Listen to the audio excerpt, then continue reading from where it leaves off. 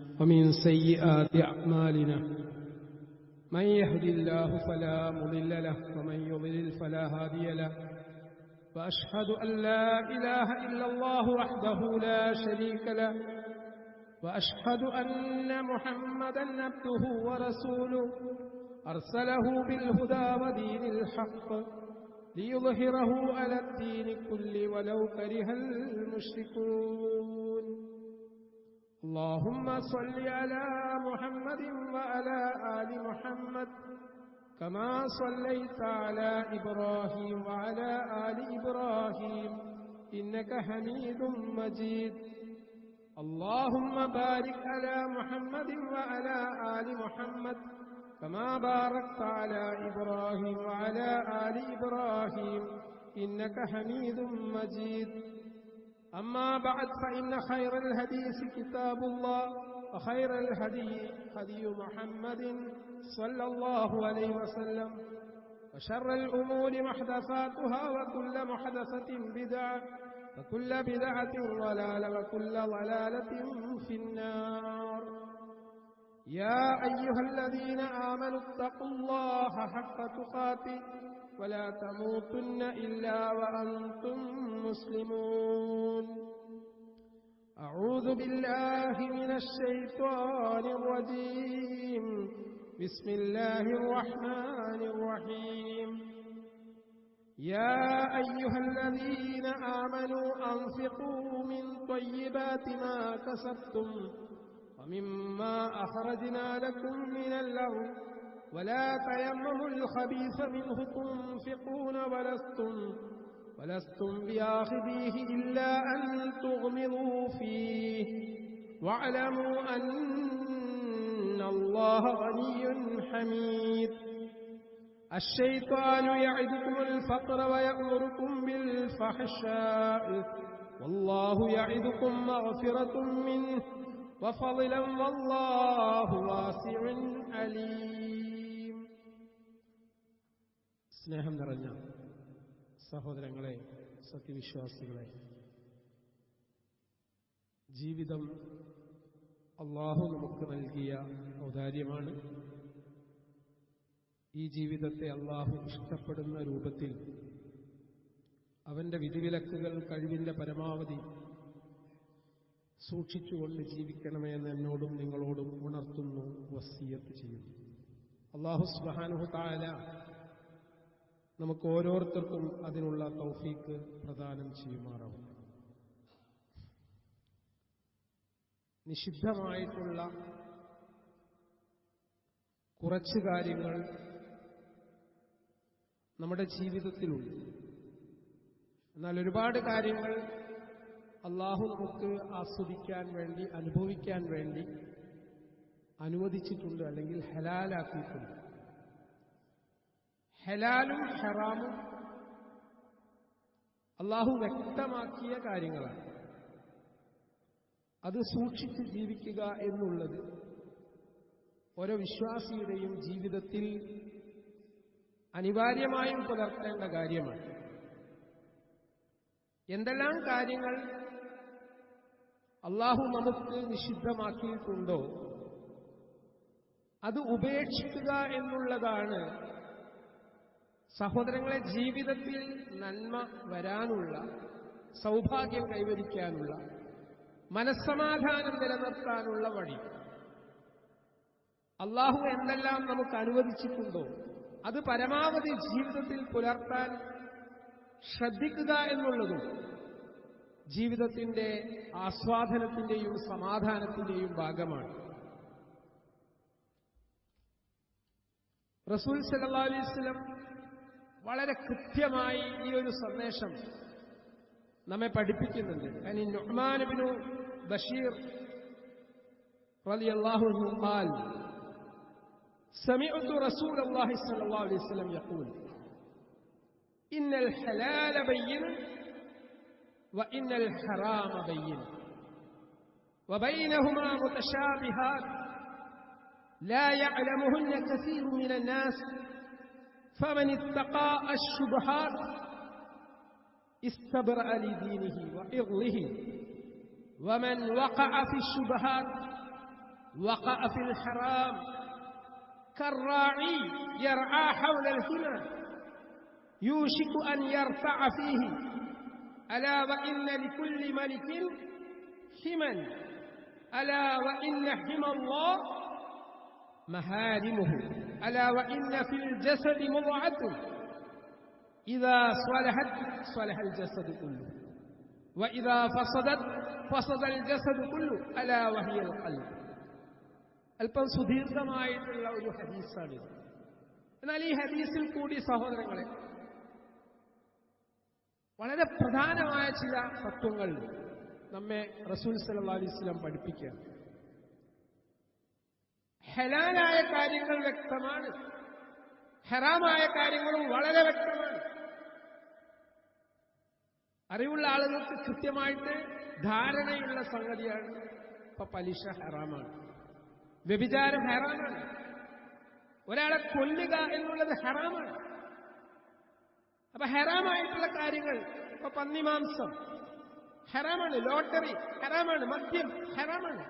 ഇതൊക്കെ എല്ലാവർക്കും വ്യക്തമാണ്. ഹറാമായ കാര്യങ്ങൾ വ്യക്തമാണ്, ഹലാലായ കാര്യങ്ങളും അതുപോലെ തന്നെ വ്യക്തമാണ്. എന്നാൽ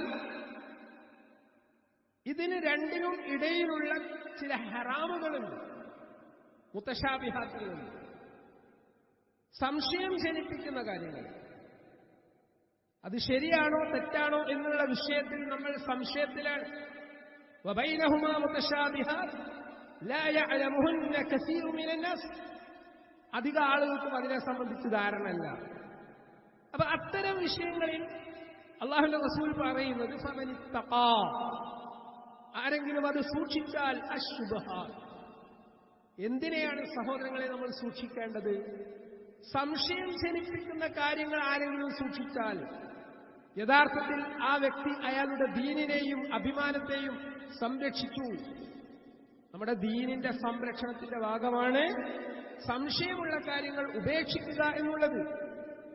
അതിന് ഉപമയായിട്ട് റസൂൽ സല്ലല്ലാഹു അലൈഹി വസല്ലം പറയുന്നത് അയാൾ ഒരു ആട്ടിടയനെ പോലെയാണ്.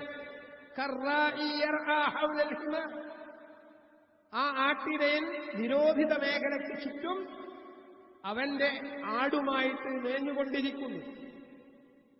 നമുക്കറിയാം, ഫോർബിഡൻ ഏരിയ.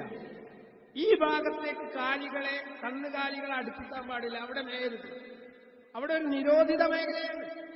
ഈ നിരോധിത മേഖലയിലേക്ക് നിങ്ങൾ വരരുത് എന്ന് പറഞ്ഞാൽ പിന്നെ അങ്ങോട്ട് പോകാൻ പാടില്ല. ചിലപ്പോൾ ആ ഭാഗത്തായിരിക്കും ഏറ്റവും കൂടുതൽ പുല്ല് നിറഞ്ഞിരിക്കുന്നത്. അപ്പൊ സ്വാഭാവികമായിട്ടും ആ പുല്ല് നിറഞ്ഞ ഭാഗത്തേക്ക് കന്നുകാലി ചെന്ന് മേഞ്ഞേക്കാം. അതുകൊണ്ട് നിഷിദ്ധമായിട്ടുള്ള ഹറാമായിട്ടുള്ള കാര്യങ്ങൾ ഇതുപോലെയാണ്. സംശയമുണ്ടാവുന്ന കാര്യങ്ങളിൽ നിന്ന് നിങ്ങൾ വിട്ടുനിൽക്കണം. എന്നിട്ട് റസൂൽ ഉപമയായിട്ട് പറയാണ്, ഓരോ രാജാവിനും അവരുടേതായിട്ടുള്ള ഹിമകളുണ്ട്, നിയന്ത്രണ രേഖകളുണ്ട്, നിരോധിത മേഖലകളുണ്ട്. അലാ വ ഇന്ന ഹിമല്ലാഹി മഹാരിമുഹു. നിങ്ങൾ മനസ്സിലാക്കേണ്ടത് അള്ളാഹുവിന്റെ നിരോധിത മേഖലകൾ എന്ന് പറയുന്നത് നിഷിദ്ധങ്ങളാണ്. ആ നിഷിദ്ധമായ കാര്യങ്ങളിൽ നിന്ന് വിട്ടുനിൽക്കണം. എന്നിട്ട് റസൂൽ സല്ലല്ലാഹു അലൈഹി വസല്ലം വളരെ കൃത്യമായിട്ട് നമ്മളെ പഠിപ്പിക്കുകയാണ്, വ ഇന്ന ഫിൽ ജസദി മുദ്അത്തുൻ. നമ്മുടെ ശരീരത്തിൽ ഒരു മാംസകഷ്ണമുണ്ട്. ഇദാ സ്വലഹത് സ്വലഹൽ ജസദു കുല്ലു. ആ മാംസകഷ്ണം അതെങ്ങാനും നന്നായിട്ടുണ്ടെങ്കിൽ ശരീരം മൊത്തമായിട്ട് നന്നായി. വഇദാ ഫസദത് ഫസദൽ ജസദു കുല്ലു. അതെങ്ങാനും കേടുവന്നാൽ ആ ശരീരം മൊത്തമായി കേടുവന്നു. എന്നിട്ട് റസൂൽ പറയാണ്, അലാ അറിയണം, വഹിയൽ ഖൽബ്, അതാണ് ഹൃദയം. അപ്പൊ നമ്മൾ ഹൃദയത്തിൽ നന്മ കൈവരിക്കുന്ന, ഹൃദയത്തിൽ സൂക്ഷ്മതയുള്ള ആളുകളായി മാറണം. കാര്യങ്ങൾ വിവേചിച്ചറിയാനുള്ള ഏറ്റവും വലിയ ആയുധം നമ്മുടെ മനസ്സാണ്, ഹൃദയമാണ്. അതുകൊണ്ടാണ് തിന്മ എന്ത് എന്ന് പ്രവാചകൻ സല്ലല്ലാഹു അലൈഹി വസല്ലമയോട് ചോദിച്ചപ്പോ റസൂൽ സല്ലല്ലാഹു അലൈഹി വസല്ലം പറയുന്നുണ്ട്, മാ ഹാക ഫീ സ്വദിക, നിന്റെ നെഞ്ചിന്റെ അകത്ത് ചൊറിച്ചിലുണ്ടാക്കുന്ന, സംശയം ജനിപ്പിക്കുന്ന കാര്യം അത് തിന്മയാണ്. ആ കാര്യം നീ ചെയ്തിട്ടുണ്ടെങ്കിൽ, നിനക്ക് സന്തോഷം നൽകുന്നുണ്ടെങ്കിൽ അത് നന്മയാണെന്ന് മറ്റൊരു വചനത്തിൽ കാണാൻ സാധിക്കും. അപ്പോ വളരെ കൃത്യമാണ് സഹോദരങ്ങളെ, ഹലാലായി സമ്പാദിച്ച വസ്തു അത് നല്ല വസ്തുക്കൾ. ആ നല്ല വസ്തുക്കൾ നിങ്ങൾ ചിലവഴിക്കണമെന്ന് വിശുദ്ധ ഖുർആൻ സൂറത്തുൽ ബഖറ ആയത്തിൽ കൂടി അള്ളാഹു നമ്മെ പഠിപ്പിക്കുകയാണ്. യാ അയ്യുഹല്ലദീന ആമനൂ, വിശ്വസിച്ച ആളുകളെ, അൻഫിഖൂ മിൻ ത്വയ്യിബാതി മാ കസബ്തും വമിമ്മാ അഖ്റജ്നാ ലക്കും മിനൽ അർളി വലാ തയമ്മമുൽ ഖബീസ മിൻഹു തുൻഫിഖൂന വലസ്തും ബിആഖിദീഹി ഇല്ലാ അൻ തുഗ്മിദൂ ഫീഹി വഅലമൂ അന്നല്ലാഹ ഗനിയ്യുൻ ഹമീദ്. വിശ്വസിച്ചവരെ, നിങ്ങൾ സമ്പാദിച്ചുണ്ടാക്കിയ നല്ല ശുദ്ധമായ വസ്തുക്കളിൽ നിന്ന് നിങ്ങൾ ചിലവഴിക്കുകയും ഭൂമിയിൽ നിന്ന് നിങ്ങൾക്ക് നാം ഉൽപ്പാദിപ്പിച്ച് അല്ലെങ്കിൽ പുറപ്പെടുവിച്ച് തന്നിട്ടുള്ളതിൽ നിന്നും നിങ്ങൾ ചിലവഴിക്കുകയും ചീത്തയായിട്ടുള്ളതിനെ അതിൽ നിന്ന് തന്നെ ചിലവഴിക്കാനായി നിങ്ങൾ കരുതി വെക്കാൻ പാടില്ല. അതിന് ചീത്തയായ മലിനമായിട്ടുള്ള വസ്തുക്കളെ അള്ളാഹുവിന്റെ മാർഗത്തിൽ ചിലവഴിക്കാൻ വേണ്ടി നിങ്ങൾ എടുത്തു വെക്കരുത്. എന്തുകൊണ്ട്? കണ്ണടച്ചുകൊണ്ടല്ലാതെ നിങ്ങൾ അത്തരത്തിലുള്ളത് ഇങ്ങോട്ട് വാങ്ങുകയില്ലല്ലോ. അള്ളാഹു ആരുടെയും ആശ്രയം വേണ്ടാത്തവനും സ്തുത്യർഹനുമാണെന്ന് നിങ്ങൾ മനസ്സിലാക്കണം. അതായത് സമ്പത്ത്, സഹോദരങ്ങളെ, നമ്മൾ മനസ്സിലാക്കേണ്ട കാര്യം എന്താണ്? നല്ല സമ്പത്ത് അത് നന്നായിട്ടുണ്ടാക്കിയതാവണം. അത് അള്ളാഹ് ഇഷ്ടപ്പെടണമെങ്കിൽ ആ സമ്പാദ്യത്തിന്റെ മാർഗം നന്നായിരിക്കണം. ആ നല്ല സമ്പാദ്യം അത് ഒന്ന് നിങ്ങൾ അധ്വാനിച്ചുണ്ടാക്കിയതായിരിക്കും. ചിലപ്പോ അല്ലാഹു സുബ്ഹാനഹു വ തആല അവന്റെ വലിയ അനുഗ്രഹങ്ങൾ കൊണ്ട് നിങ്ങൾക്ക് ഉൽപ്പാദിപ്പിച്ചതായിരിക്കും. കൃഷിയെ സംബന്ധിച്ചിടത്തോളം നമുക്കറിയാം, കൃഷി നമ്മൾ ചെയ്യുന്നതാണ്, നമ്മൾ അധ്വാനിക്കുന്നതാണ്. പക്ഷെ അതിന്റെ ഫലം നൽകുന്നത് അള്ളയാണ്, അള്ളാന്റെ ഔദാര്യമാണ്. ഇങ്ങനെ തന്ന ആ സമ്പത്ത് നിങ്ങൾ അള്ളാഹുവിന്റെ മാർഗത്തിൽ ചിലവഴിക്കണം. നിങ്ങളോട് പറയുന്ന കാര്യം എന്താണ്? നിങ്ങൾ മനസ്സിലാക്കേണ്ടത് യാ അയ്യുഹന്നാസ് അൻതുമുൽ ഫുഖറാഉ ഇലല്ലാഹ് വല്ലാഹു ഹുവൽ ഗനിയ്യുൽ ഹമീദ്. എത്ര ലളിതമാണ്. അള്ളാഹു പറയാണ്, നിങ്ങൾ പാവങ്ങളാണ്, നിങ്ങൾ ദരിദ്രരാണ്. നമ്മളോടാണ് പറയുന്നത്. എത്ര വലിയ സമ്പന്നനാണെങ്കിലും, സമ്പന്നനായ മനുഷ്യ, നീ ദരിദ്രനാണ്. ഈ അടുത്ത് ഞാനൊരു സഹോദരന്റെ കാര്യത്തിൽ അന്വേഷണം നടത്തി. കുറെ കാലമായിട്ട് അയാളെ കാണുന്നില്ലല്ലോ. എവിടെയാണ് അയാള്? നാട്ടിൽ കച്ചവടം നടത്തുന്ന ഒരു സഹോദരനെ കുറിച്ച് അന്വേഷിച്ചപ്പോ അദ്ദേഹം കടം വീട്ടാൻ വേണ്ടിയിട്ട് മറ്റൊരു സംസ്ഥാനത്തേക്ക് പോയിരിക്കുകയാണ്. എന്താ വിഷയം? അയാള് 1.5 കോടിയോളം രൂപ ചിലവഴിച്ചുകൊണ്ട് ഒരു പ്രോജക്റ്റിൽ ഡെപ്പോസിറ്റ് ചെയ്തു. എന്താ പ്രോജക്റ്റ്? കൃഷിയിലാണ്. കൃഷിക്ക് വേണ്ടിയിട്ട് അന്യസംസ്ഥാനത്ത് പോയിട്ട് ചിലവഴിച്ചു. പക്ഷേ വെള്ളപ്പൊക്കം വന്നു, മഴ പെയ്തു. അയാൾ ഉണ്ടാക്കിയ കൃഷി മുഴുവൻ ചീഞ്ഞുപോയി, അല്ലെങ്കിൽ നഷ്ടപ്പെട്ടു. ആ നഷ്ടപ്പെട്ടതോടുകൂടി ആ പൈസ അങ്ങോട്ട് ഇല്ലാതായി. വലിയ സമ്പന്നനായ ഒരു വ്യക്തിയുടെ സമ്പാദ്യം കച്ചവടത്തിൽ കൂടി, കൃഷിയിൽ കൂടി അള്ളാഹ് ഉദ്ദേശിക്കുന്ന ഘട്ടത്തിൽ നശിപ്പിക്കാൻ ഒരു പണിയുമില്ല. യാ അയ്യുഹന്നാസ്, മനുഷ്യരെ, നിങ്ങൾ മനസ്സിലാക്കണം, അൻതുമുൽ ഫുഖറാഉ ഇലല്ലാഹ്, അല്ലാഹുവിലേക്ക് ദരിദ്രരാണ്. എത്ര വലിയ കോടിയുടെ സമ്പാദ്യം നിങ്ങളുടെ കയ്യിലുണ്ടെങ്കിലും നിങ്ങൾ മനസ്സിലാക്കിക്കോളി, നിങ്ങൾ അള്ളാഹിനെ സംബന്ധിച്ചിടത്തോളം ദരിദ്രരാണ്. വല്ലാഹു ഹുവൽ ഗനിയ്യുൽ ഹമീദ്, സ്തുത്യർഹൻ, ധന്യൻ അള്ളാഹ് മാത്രമാണ്. അള്ളാഹ് തന്നിട്ടാണ് നമുക്കുണ്ടാവുന്നത്. ഒരു സെക്കൻഡ് കൊണ്ട് അത് മുഴുവൻ ഇല്ലാതാക്കാൻ അള്ളാഹ്ക്കൊരു പണിയുമില്ല. കുറഞ്ഞ മാസങ്ങൾക്ക് മുമ്പ് ചൂരൽമല പ്രദേശത്ത് ഉണ്ടായിട്ടുള്ള ഭൂമി ദുരന്തം നമുക്കറിയാം. ലക്ഷക്കണക്കിന് രൂപയുടെ ആസ്തിയുള്ള ആളുകളുടെ സമ്പത്ത് മുഴുവൻ സെക്കൻഡുകൾ കൊണ്ട് അള്ളാഹു നശിപ്പിച്ചു. അതുകൊണ്ട് ആ ഒരു ബോധം നമുക്കുണ്ടാവണം. അതുകൊണ്ട് എന്താ പറയുന്നത്? ഹലാലായി സമ്പാദിച്ച നല്ല വസ്തുക്കൾ നിങ്ങൾ ചെലവഴിക്കണം. ആർക്കു വേണ്ടി? അള്ളാഹിന്റെ തൃപ്തിക്ക് വേണ്ടി. അള്ളാഹു ഭൂമിയിൽ നിന്ന് ഉൽപ്പാദിപ്പിച്ച കൃഷിയിൽ നിന്ന് നിങ്ങൾ ചെലവഴിക്കണം. സ്വതക്ക നൽകണം, സക്കാത്ത് നൽകണം. ദുഷിച്ചത് നിങ്ങൾ ചെലവഴിക്കാൻ പാടില്ല. നിങ്ങൾ ഒരാളിൽ നിന്നും മോശപ്പെട്ട ഒന്ന് വാങ്ങാൻ ആഗ്രഹിക്കുന്നില്ല. അള്ളാഹുവിന് ആരുടെയും ആശ്രയം വേണ്ട. നീ മറ്റൊരു കാര്യം വിശുദ്ധ ഖുർആൻ പറയുന്നു, ഇന്നല്ലദീന യത്ലൂന കിതാബല്ലാഹ് വഅഖാമുസ്സലാ വഅൻഫഖൂ മിമ്മാ റസഖ്നാഹും സിർറൻ വഅലാനിയ യർജൂന തിജാറതൻ ലൻ തബൂർ ലിയുവഫിയഹും ഉജൂറഹും വയസീദഹും മിൻ ഫളിഹി ഇന്നഹു ഗഫൂറുൻ ശകൂർ. സൂറത്ത് ഫാത്തിറിലുള്ള 9-ാമത്തെ വചനാണ്. നമ്മൾ ശരിക്കും മനസ്സിലാക്കേണ്ട വലിയൊരു ഉത്ബോധന സന്ദേശമാണ് ഇവിടെ നൽകുന്നത്. അള്ളാഹുവിന്റെ ദീനിന്റെ മാർഗത്തിൽ നിങ്ങൾ സമ്പത്ത് ചിലവഴിക്കണം. എന്താ ഖുർആൻ പറയുന്നത്? അള്ളാഹുവിന്റെ ഗ്രന്ഥം പാരായണം ചെയ്യുകയും അള്ളാഹുവിന്റെ വേദഗ്രന്ഥമായ വിശുദ്ധ ഖുർആൻ പാരായണം ചെയ്യുകയും നമസ്കാരം നിലനിർത്തുകയും നാം നൽകിയതിൽ നിന്ന് രഹസ്യമായും പരസ്യമായും ചിലവഴിക്കുകയും ചെയ്യുന്നവർ ഒരിക്കലും നഷ്ടം പറ്റാത്ത ഒരു വ്യാപാരമാണ് പ്രതീക്ഷിക്കുന്നത്. ഇപ്പൊ എന്തൊക്കെ ബിസിനസ്സാണ് പൊട്ടിത്തകർന്ന് തരിപ്പണമാകുന്നത്. അങ്ങനെയുള്ള ഒരു കാലഘട്ടത്തിലാണ് നമ്മൾ ജീവിക്കുന്നത്. എന്നാൽ അള്ളാഹ് പറയാണ്, അള്ളാഹുവിന്റെ ഗ്രന്ഥം പാരായണം ചെയ്യുകയും നമസ്കാരം നിലനിർത്തുകയും നാം നൽകിയതിൽ നിന്ന് രഹസ്യമായും പരസ്യമായും ചിലവഴിക്കുകയും ചെയ്യുന്നവർ ഒരിക്കലും നഷ്ടം വരാത്ത ഒരു കച്ചവടമാണ് ചെയ്തുകൊണ്ടിരിക്കുന്നത്, പ്രതീക്ഷിക്കുന്നത്. എന്നിട്ട് ഖുർആൻ എന്താ പറയുന്നത്? അവർക്ക് തങ്ങളുടെ പ്രതിഫലം അള്ളാഹു നിറവേറ്റിക്കൊടുക്കുന്നതാണ്. ഉറപ്പായിട്ടും ആ ചെലവഴിക്കുന്നതിന് അള്ളാഹു പ്രതിഫലം നൽകും. അവന്റെ ദയാനുഗ്രഹത്തിൽ നിന്ന് അവർക്ക് വർദ്ധിപ്പിച്ചു കൊടുക്കുന്നതും അള്ളാഹ് ചെയ്യാൻ പോവുകയാണ്. നിങ്ങൾ സമ്പത്ത് ചെലവഴിക്കുന്നുണ്ടോ അള്ളാഹ്ക്ക് വേണ്ടി? ആ സമ്പത്ത് നൽകിയത് കൊണ്ട് ഒരിക്കലും നഷ്ടപ്പെടില്ല. അതുകൊണ്ടാണ്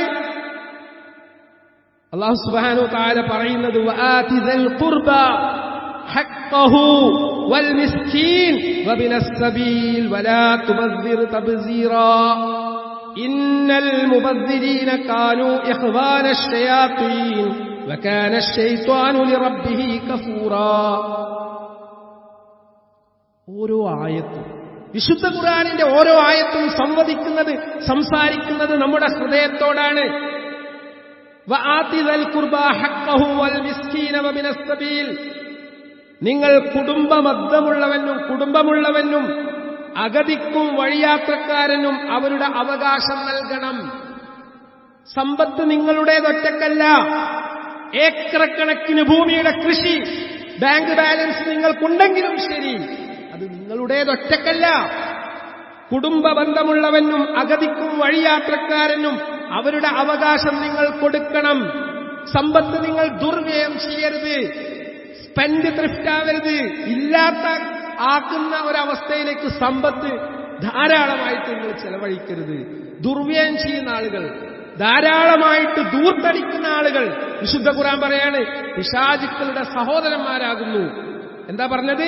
ഇന്നൽ മുബദ്ദിരീന കാനൂ ഇഖ്വാനശ് ശയാത്തീൻ. ധാരാളിത്തം നടത്തുന്ന സമ്പത്ത് ദൂർത്തടിക്കുന്ന ആളുകൾ പിശാചിന്റെ കൂട്ടാളികളാണ്, സഹോദരങ്ങളാണ്. വകാന അശ്ശൈത്താനു ലിറബ്ബിഹി കഫൂറാ. തീർച്ചയായും പിശാച് തന്റെ നാഥനോട് നന്ദിയില്ലാത്തവനാണ്. അപ്പൊ ദുർവ്യയം ചെയ്യുന്ന ആള് അള്ളാഹുവോട് നന്ദികേട് കാണിച്ച പിശാചിന്റെ സഹോദരന്മാരാണ്. ഒരു കല്യാണം നടത്തുകയാണ്. ആ കല്യാണം ധൂർത്തിന്റെ കല്യാണമായി മാറ്റുന്നുണ്ടെങ്കിൽ എന്താദർശമാണ് സഹോദരങ്ങളെ നമുക്കുള്ളത്? പാവപ്പെട്ടവനെ വിളിച്ച് സമ്പത്ത് നമുക്ക് ചെലവഴിക്കാം, ഭക്ഷണം കൊടുക്കാം. പക്ഷേ അത് ആർഭാടത്തിന്റെ, അനാവശ്യത്തിന്റെ ഒന്നായി മാറാതിരിക്കാൻ നമ്മൾ ശ്രദ്ധിക്കണം. സമ്പത്ത് കൈകാര്യം ചെയ്യേണ്ട രീതി എന്താണ് എന്ന് വിശുദ്ധ ഖുർആൻ സൂറത്ത് ഇസ്രായിലെ വചനത്തിൽ കൂടി നമ്മെ പഠിപ്പിക്കുന്ന ഒരു വിശ്വാസി സ്വീകരിക്കേണ്ട സമീപനം. ഈ അടുത്ത് ചർച്ച ചെയ്യപ്പെടുകയാണ് കേരളത്തെക്കുറിച്ച്. എന്താ കേരളത്തെക്കുറിച്ചുള്ള ചർച്ച എന്നറിയുന്നത്? അതായത് സമ്പത്ത് ഇൻവെസ്റ്റ് ചെയ്യുന്ന കാര്യത്തിൽ, സൂക്ഷിക്കുന്ന കാര്യത്തിൽ, നിക്ഷേപിക്കുന്ന കാര്യത്തിൽ കേരളക്കാരൻ ഏറ്റവും വലിയ വിഡ്ഢിയാണ്. ഞാൻ പറഞ്ഞല്ല, ഒരുപാട് ആളുകൾ കടക്കണിയിലാണ്. ഈ അടുത്ത് നമ്മുടെ ചുറ്റുമുള്ള, നമ്മുടെ അടുത്തുള്ള ഒരു റീഹാബിലിറ്റേഷൻ സെന്റർ നമുക്കൊക്കെ അറിയാം. അവിടെ കുറെ രോഗികൾ, ഒരുപാട് രോഗികൾ സ്ട്രോക്ക് വന്നിട്ട് ചികിത്സയിലാണ്. ഈ സ്ട്രോക്ക് വന്ന് ചികിത്സയിലുള്ള ആളുകളുമായിട്ട് സംസാരിക്കാനുള്ള അവസരം കിട്ടിയപ്പോ എനിക്ക് ബോധ്യമായിട്ടുള്ളത് പലരും കടക്കണിയിലാണ്, പലിശയുടെ കണിയിലാണ്, ലോൺ എടുത്തിട്ടുണ്ട്. അള്ളാഹു നിഷിദ്ധമാക്കിയിട്ടുള്ള തെറ്റുകൾ നമ്മൾ ചെയ്യുമ്പോൾ അതിന്റെ പ്രത്യാഘാതം വളരെ വലുതാണ്. വലാ തജ്അൽ യദക മഗ്ലൂലതൻ ഇലാ ഉൻഖിക വലാ തബ്സുത്ഹാ കുല്ലൽ ബസ്ത് ഫതഖഉദ മലൂമൻ മഹ്സൂറാ. വിശുദ്ധ ഖുർആൻ പറയാണ്, നീ നിന്റെ സ്വന്തം കൈ കഴുത്തിലേക്ക് ബന്ധിച്ചു വെക്കരുത്. പിശുക്ക് കാണിക്കരുത് എന്നാണ് പറഞ്ഞത്.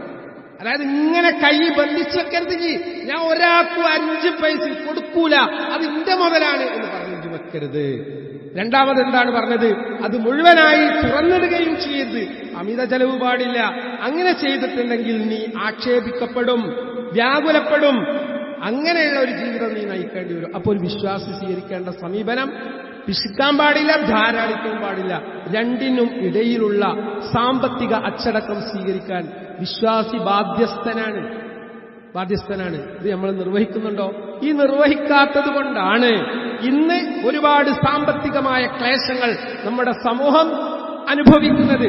അടുത്തുള്ള വീട് കണ്ടിട്ട് ഞാൻ വീടുണ്ടാക്കുകയാണ്, അതിനുള്ള ആസ്തി എനിക്കുണ്ടോ, വരുമാനമുണ്ടോ, ശമ്പളമുണ്ടോ, കൃഷിയുണ്ടോ, ഒന്നുമില്ല.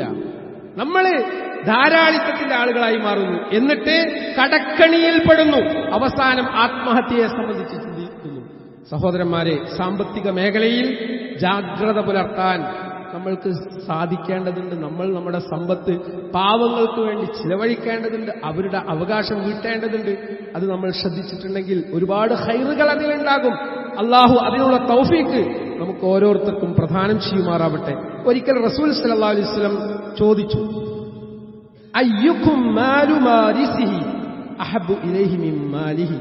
ഖാലു യാ റസൂലല്ലാഹ് മാ മിന്നാ അഹദുൻ ഇല്ലാ മാലുഹു അഹബ്ബു ഇലൈഹി ഖാല ഫഇന്നമാ ലഹു മാ ഖദ്ദമ വമാലു വാരിസിഹി മാ അഖറ. ബുഖാരി ഉദ്ധരിക്കുന്ന സ്വഹീഹായിട്ടുള്ള വചനം. എന്താണ് റസൂൽ സല്ലല്ലാഹു അലൈഹി വസല്ലം ചോദിച്ചത്? നിങ്ങളിൽ ആർക്കാണ് സ്വന്തം സ്വത്തിനേക്കാൾ അയാളുടെ അവകാശിയുടെ സ്വത്തിനോട് പ്രിയം ഉണ്ടാവുക? സ്വന്തം സ്വത്തിനേക്കാൾ അവകാശിയുടെ സ്വത്തിനോട് പ്രിയമുള്ളവർ ആരുണ്ട് എന്നാണ് റസൂൽ ചോദിച്ചത്. അപ്പോ സഹാബികൾ പറഞ്ഞു, അല്ലാഹുവിന്റെ ദൂതരെ, ഞങ്ങളിൽ എല്ലാവർക്കും കൂടുതൽ പ്രിയം അവനവന്റെ സ്വത്തിനോട് തന്നെയാണ്, സ്വന്തം സ്വത്തിനോടാണ് ഞങ്ങൾക്ക് ഞങ്ങളുടെ പ്രിയം. അങ്ങനെയല്ലാത്ത ഒരാളും ഞങ്ങളിലില്ല. അപ്പൊ റസൂൽ സല്ലല്ലാഹു അലൈഹി വസല്ലം അവർക്ക് മറുപടി പറഞ്ഞു കൊടുക്കുകയാണ്, എന്നാൽ അയാളുടെ സ്വന്തം സ്വത്ത് അയാൾ നേരത്തെ കൂട്ടി ചെലവ് ചെയ്തതത്രേ. എന്റെ സ്വന്തം സ്വത്ത് എന്താണ്? ഞാൻ ചെലവ് ചെയ്ത സ്വത്താണ് എന്റെ സ്വത്ത്. പിന്നേക്ക് എടുത്തു വെച്ചത് അയാളുടെ അനന്തരാവകാശിയുടെ സ്വത്താണ്. ആരങ്ങനെ ചിന്തിക്കലുണ്ടോ? നമ്മൾ ഇങ്ങനെ ഉണ്ടാക്കുക, പറയുന്ന ഞാനും കേൾക്കുന്ന നിങ്ങളും സമ്പത്ത് ഉണ്ടാക്കാനുള്ള ധൃതിയിലാണ്. എന്നാൽ സമ്പത്ത് നമ്മുടേതല്ലത്. ആ ചിലവഴിക്കാത്ത സമ്പത്ത് അനന്തരാവകാശിയുടേതാണെന്നാണ് റസൂൽ സല്ലല്ലാഹു അലൈഹി വസല്ലം പഠിപ്പിക്കുന്നത്. സഹോദരങ്ങളെ, സത്യം മനസ്സിലാക്കുകയും അതനുസരിച്ച് ജീവിതം ക്രമീകരിക്കുകയും ചെയ്യുക. അള്ളാഹു നമ്മെ അനുഗ്രഹിക്കട്ടെ.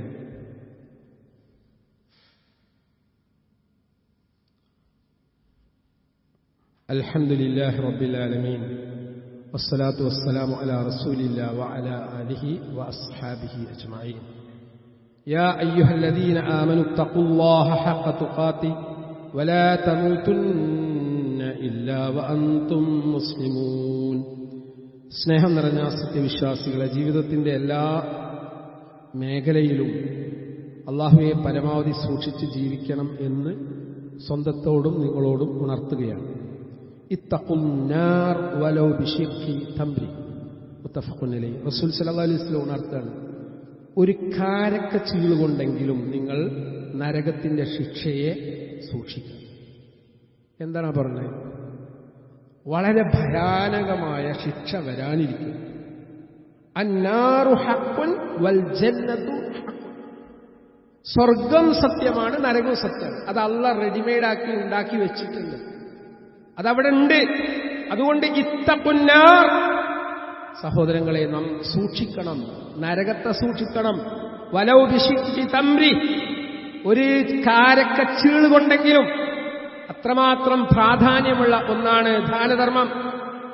റസൂൽ സല്ലല്ലാഹു അലൈഹി വസല്ലം പഠിപ്പിക്കുകയാണ്, മാ മിൻ യൗമിൻ യുസ്ബിഹുൽ ഇബാദു ഫീഹി ഇല്ലാ മലകാനി യൻസിലാനി ഫയഖൂലു അഹദുഹുമാ അല്ലാഹുമ്മ അഅതി മുൻഫിഖൻ ഖലഫൻ വയഖൂലു അൽ-ആഖർ അല്ലാഹുമ്മ അഅതി മുംസികൻ തലഫൻ. മുത്തഫഖുൻ അലൈഹി. വളരെ ലളിതമായ ഹദീസ്. പ്രഭാതമുണ്ടാകുന്ന ഒരു ദിവസമെങ്കിലും 2 മലക്കുകൾ ഇറങ്ങുകയും കൂട്ടത്തിൽ ഒരു മലക്ക് അല്ലാഹുവേ നീ ചിലവഴിക്കുന്നവർക്ക് പകരം നൽകണമേ എന്നും, മറ്റേ മലക്ക് അല്ലാഹുവേ ചിലവഴിക്കാതെ വെച്ചുകൊണ്ടിരിക്കുന്നവർക്ക് നാശം പ്രദാനം ചെയ്യണമേ എന്നും പ്രാർത്ഥിച്ചുകൊണ്ടിരിക്കുകയും ചെയ്യാതിരിക്കുകയില്ല. എന്താണ് ഈ പറഞ്ഞത്? 2 മലക്കുകളെ അല്ലാഹു സുബ്ഹാനഹു വ തആല നിയോഗിച്ചിട്ടുണ്ട്. അത് ഒരു മലക്കിന്റെ ഡ്യൂട്ടി എന്താണ്? സമ്പത്ത് അള്ളാഹിന്റെ ദീനിന്റെ മാർഗത്തിൽ ചിലവഴിക്കുന്ന ആൾക്ക് വേണ്ടി ദുആ ചെയ്യാനാണ്. ആ മലക്ക് പ്രാർത്ഥിക്കുന്നത് ഈ ചിലവഴിക്കുന്ന ആളുകൾക്ക് അള്ളാഹുവെ പകരം നൽകണമേ, പകരം നൽകണമേ എന്ന ഒരു ദുആ ചെയ്യുന്നു. മറ്റേ മലക്കെന്താണ്? സമ്പത്ത് പിടിച്ചു വെക്കുന്ന, പിശുക്കി വെക്കുന്ന ആൾക്ക് അവന്റെ സമ്പത്ത് നശിക്കണമേ എന്ന് പ്രാർത്ഥിക്കാനാണ് നിയോഗിച്ചിരിക്കുന്നത്. ഏത് വിഭാഗത്തിലാണ് നമ്മൾ പെടേണ്ടത് എന്നാണ് നമ്മൾ ചിന്തിക്കേണ്ടത്. സമ്പത്തിൽ സഹോദരങ്ങളെ ബർക്കത്ത് ലഭിക്കണമെങ്കിൽ നമ്മൾ ശ്രദ്ധിക്കേണ്ട ചില കാര്യങ്ങൾ സാന്ദർഭികമായി സൂചിപ്പിക്കണം. അത് ഏറ്റവും പ്രധാനപ്പെട്ട വിഷയം, സമ്പത്തിന്റെ പൂർണ്ണത കൈവരിക്കുന്ന ഏറ്റവും പ്രധാനപ്പെട്ട കാര്യം സക്കാത്ത് അതിന്റെ സമയത്ത് കൊടുത്തു വീട്ടുക എന്നുള്ള. അത് നിസ്വാബെത്തുമ്പോൾ, അതിന്റെ കണക്കെത്തുമ്പോൾ, ഒരു വർഷത്തുമ്പോൾ, കൃഷിക്കാണെങ്കിലും ശമ്പളത്തിനാണെങ്കിലും എല്ലാത്തിനും വാടകക്കാണെങ്കിലും ഒക്കെ നമ്മൾ സക്കാത്ത് കൊടുത്തേ പറ്റും. അത് 2.5% 5%, 10%. അത് നമ്മൾ ചോദിച്ച് അന്വേഷിച്ച് പഠിച്ച് ചെയ്യണം. അത് എനിക്കറിയില്ല, തീരെ എനിക്കറിയില്ല എന്ന് പറഞ്ഞിരിക്കല്ല വേണ്ടത്. ആ സമ്പത്തിന്റെ കണക്കനുസരിച്ച് നമ്മൾ സക്കാത്ത് കൊടുക്കണം. അത് നിർബന്ധ ബാധ്യതയാണ്. സക്കാത്ത് എന്നുള്ള നിർബന്ധമാണ്. സ്വതക്ക എന്ന് പറയുന്നത് ദാനധർമ്മം. ഒരു പള്ളിയിൽ ഒരു പിരിവ് വരുമ്പോൾ നമ്മൾ 100 200 എടുത്തു കൊടുക്കുന്നത് സ്വതക്കയാണ്, അത് സക്കാത്തല്ല. അത് നമ്മൾ ധാരാളമായി കൊടുക്കണം എന്നാണ് രണ്ടാമത് പറയാനുള്ളത്. സമ്പത്തിൽ ബർക്കത്തിട്ട. മൂന്നാമത്തെ വിഷയം, പലിശയുമായിട്ടുള്ള നമ്മുടെ ബന്ധം നമ്മൾ വിച്ഛേദിക്കുക. പലിശ വാങ്ങുകയോ കൊടുക്കുകയോ പ്രോത്സാഹിപ്പിക്കുകയോ അതുമായി ബന്ധപ്പെട്ട കാര്യങ്ങളിൽ നമ്മുടെ സാന്നിധ്യം ഇല്ലാതിരിക്കുക എന്നുള്ളത് നിർബന്ധമുള്ള വിഷയമാണ്. അപ്പോൾ നമ്മുടെ സമ്പത്തിൽ ബർക്കത്തുണ്ടാവും. നാലാമത്തെ വിഷയം, അള്ളാഹു നൽകിയിട്ടുള്ള സമ്പത്ത് വിവേകത്തോടുകൂടി, ബുദ്ധിയോടുകൂടി അത് നമ്മൾ എന്ത് ചെയ്യണം? നിക്ഷേപിക്കണം, ഇൻവെസ്റ്റ് ചെയ്യണം. മുഴുവൻ എടുത്തിട്ട് ചെലവഴിക്കരുത്. അല്ലെ, ഒരു പ്രയാസം ഉണ്ടാവുന്ന ഘട്ടം, രോഗം വരുന്ന ഘട്ടം, ആ സമയത്ത് മറ്റൊരാളുടെ മുമ്പിൽ കൈ നീട്ടേണ്ട അവസ്ഥ നമുക്ക് ഉണ്ടാവാതിരിക്കാൻ ഹലാലായ മാർഗത്തിൽ അത് നിക്ഷേപിക്കാനും അത് വർദ്ധിപ്പിക്കാനുള്ള ഹലാലായ മാർഗങ്ങൾ നമ്മൾ അന്വേഷിക്കണം. അഞ്ചാമത്തെ സംഗതി, പ്രാർത്ഥിക്കുക എന്നുള്ളത്. ജീവിതത്തിൽ ഉടനീളം നമ്മൾ സ്വീകരിക്കേണ്ട ഏറ്റവും പ്രധാനപ്പെട്ട മാനദണ്ഡമാണ് പ്രാർത്ഥന. പ്രാർത്ഥന കൊണ്ട് നമ്മുടെ പല മുസീബത്തുകളെയും തടയാൻ, അള്ളാഹുവിന്റെ വിധി പോലും മാറ്റപ്പെടാൻ അത് കാരണമായേക്കും. മറ്റൊന്ന്, വിശുദ്ധ ഖുർആൻ പാരായണം ചെയ്യുക എന്നുള്ളത്. അതുപോലെ സഹോദരങ്ങളെ, സത്യസന്ധത പുലർത്തുക. കച്ചവടക്കാര് കാര്യമായി ശ്രദ്ധിക്കണം. പറ്റിച്ചുകൊണ്ട്, ചൂഷണം ചെയ്തുകൊണ്ട് മറ്റൊരാളുടെ സമ്പത്ത് അടിച്ചു മാറ്റുന്ന പല വിദ്യകളും ഇന്ന് ആളുകൾക്ക് അറിയാം. ഒരാളെ സമ്പത്ത് നമ്മളിവിടെ അടിച്ചു മാറ്റുക. കച്ചവടം ചെയ്യുന്ന ചില ആളുകൾ 1,00,000 റുപ്യ കൊടുത്തിട്ട് ആ സമ്പത്ത് അവൻ്റെതായിട്ടില്ല, അതിനും തന്നെ വേറെ ഒരാൾക്ക് അത് കച്ചവടം ചെയ്തിട്ടുണ്ടാവും. എന്നിട്ട് ലാഭം എടുക്കുകയാണ്. ഒരു മുതൽ നമ്മൾ പൂർണ്ണമായി വാങ്ങുന്നതിന് മുമ്പ് നമ്മൾ വിൽപ്പന നടത്തിയിട്ട് നമ്മുടേതാവാത്ത സമ്പത്ത് മേൽക്കച്ചവടം ചെയ്യുന്ന ഒരവസ്ഥ ഇന്ന് സാർവത്രികമാണ്. ഇവിടൊക്കെ നമ്മൾ ശ്രദ്ധ പുലർത്തണം.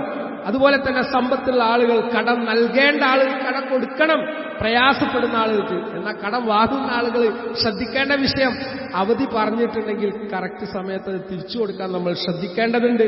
അതുപോലെ അള്ളാഹുവിന് ധാരാളമായിട്ട് നമ്മൾ ശുക്രിയ. അള്ളാഹ് ഒരുപാട് നിഅമത്തുകൾ നമുക്ക് ധാരാളമായി നൽകിക്കൊണ്ടിരിക്കുന്നു. ആ അനുഗ്രഹങ്ങൾക്ക് നന്ദി കാണിക്കുന്ന ഒരു മനസ്സ് അത് നമുക്ക് ഉണ്ടാവണം.